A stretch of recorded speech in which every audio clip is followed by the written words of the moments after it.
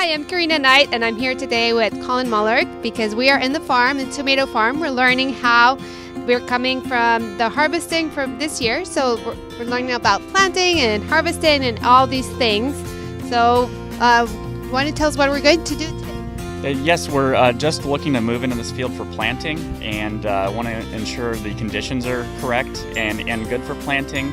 We have a little cooler weather this week, which is ideal. The mid upper 70s, low 80s is great for tomato planting. And we've had a string of dry weather here, and so as soon as we finish this field, planting-wise, we want to be able to get the water on and the water to the roots and hopefully produce some healthy plants. So I wanted to go through. I don't know much about planting, so if you don't mind, I want to ask a few questions. Sure. So I see here that the dirt is kind of dry. So what is the ideal dirt situation? Like how do you prepare it? Because now it feels like very dry and grainy. Like how should it be, and how do you prepare it? So we try to get the soil as fine as we can with our tractors prior to planting, we try to work up nice so there's good root to soil contact with our plants. Ideally, there's enough moisture there that the ground's not sticky for the planters or the tractors, and they don't sink in the field, but enough to ensure that the plants are going to have moisture drawn to the roots rather immediately. And so in a season like this where it's dried out very quickly, it's important to ensure that we can get the water on appropriately and hope there's no issues there.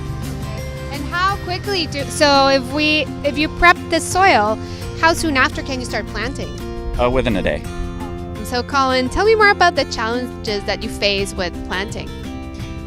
Most of the challenge right now is a lack of remaining moisture in the soil, as well as the soil temperatures. With the heat last week, we have some higher soil temperatures, and a weaker transplant can be injured or killed with hot soil temperatures. They girdle right at the stem and will slowly die after that. The other thing is just in heat, we have to stop early as well, and so we don't make as much progress as we'd like with the heat, and so we're working a little bit longer days during nice weather. And how have you guys made improvements of how you process and plant the tomatoes? So a couple of years ago, we converted from all 3-bed planters that plant 3 60-inch beds at one time to 5-bed planters, and so it's 5 60-inch beds at a time with slightly larger tractors, but it takes less tractors to do the same job and a couple less people, so it alleviates some of the labor concern we've had in the past. Okay, so I'm sure other people are like me that don't know anything about planting. So I would love to know how this works. So what exactly does the truck do? Where are there 3 different ones? How does it work? So these water trucks, they fill our planters up with water and a little bit of fertilizer in there to give our plants a boost right out of the gate with planting.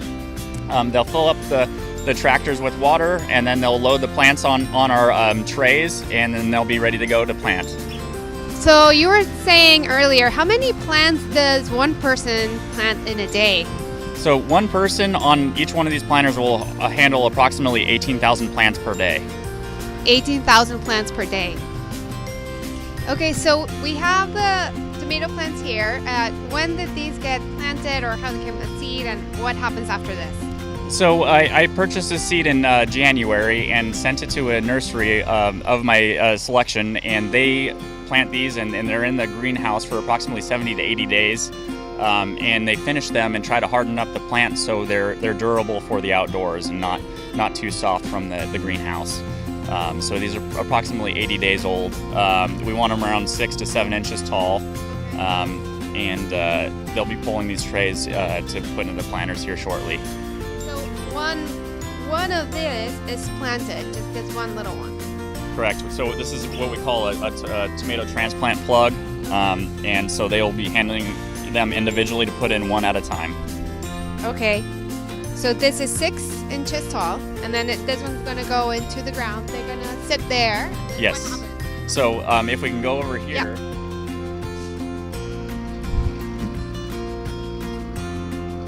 So what they'll do is they'll come in, and the wheels rotating because it's on the ground with pressure. It's being pressure driven from the tractor, and they'll place the transplant right there. So the root ball is going to go into the ground as it rotates in the wheel. So it'll close, the finger will grab it, and they'll let go, and it'll move all the way into the ground and be planted in nice deep soil. Okay, so how far into the soil does it need to be? So ideally it's roughly 4 inches deep. 4 inches? Yes. Okay. And then does it put more soil on top of it? It does not put any soil on top of it, but it seals the soil after it plants around the plant, so there's no air gap. Okay. And the way we're planting right now is, if that root ball is 4 inches deep, then it's approximately 8 inches above our drip tape line. So the water source is right there in order to push the water to the plant. Okay. And how does the irrigation work? Like, how frequently do they need to be watered? With drip irrigation, it's really nice. We're able to spoon feed them water as needed and not push too much water to them all at once. And so we irrigate our tomatoes 6 to 7 days a week, depending on the time of year. And it's just in nice small increments in order to get them what they need when they need it. So there's different types of tomatoes. Which are you guys growing? There's Roma, or there's like the cherry. Which are these types? So these are specifically processing tomatoes, and they're more specifically for peel and dice processing. Our specific customers have needs for good quality peel and dice tomatoes, and we've targeted certain varieties that will do the job we need. So these are the best for canned tomatoes, which are going to make our best tomato sauce. Correct. Yes. And they have great skins that come right off in the peel process, and nice and clean, and has that quality dice product that they can use. Actually, I have a question. So what makes the flavor different? There's some tomatoes that are a lot sweeter versus some that came a lot sour. Is it anything to do with the soil or how they're harvested? Some of it's to do with the soil, but much of it is to do with the variety selection that we have. And the sweeter ones tend to have better soluble solids or bricks. And that's what many of our customers want are higher soluble solids and bricks. What does that mean? So it's roughly sugars. Okay. Yeah. Okay, so they're getting ready to start planting. Can you tell us a little bit more what's going on? Yes, they've just loaded all the plants onto the planter. They're getting situated here with their seeding, and we have the fertilizer water on, testing and make sure the pressure is good enough that we're putting on enough water with fertilizer with these plants going into the ground, going right in the root zone. And they're just going to get started here, and we can see how quickly they move with these plants. Yeah, the ladies were saying that they're pretty quick at it, and that they really enjoy, that they like talking while they're doing that they love spending time with each other, that they love coming in. Yeah, it's pretty amazing that they can multitask like that. I wouldn't be able to talk at all if I was doing this job. Okay.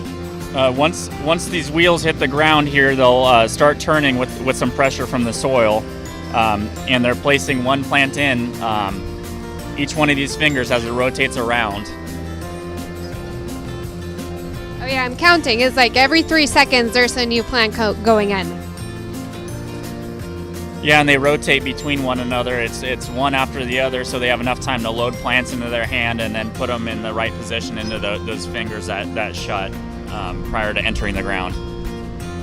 Oh yeah, I see. So they're alternate, one on each side, one goes in. I see.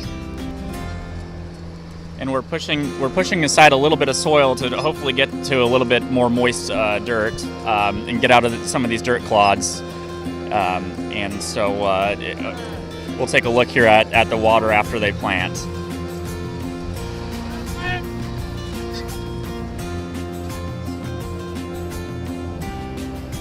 Okay, so what are we looking at here? So just want to dig to where the line is of the fertilizer water and make sure we're putting these plants deep enough. There's a little bit of sticky dirt right there, a little bit wet, that we're trying to get to the plant, make sure the plant is upright and deep enough.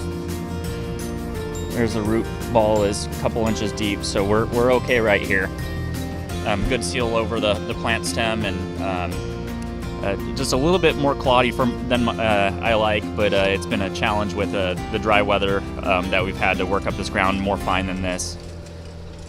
So for now, it seems like it's good to go. It is indeed.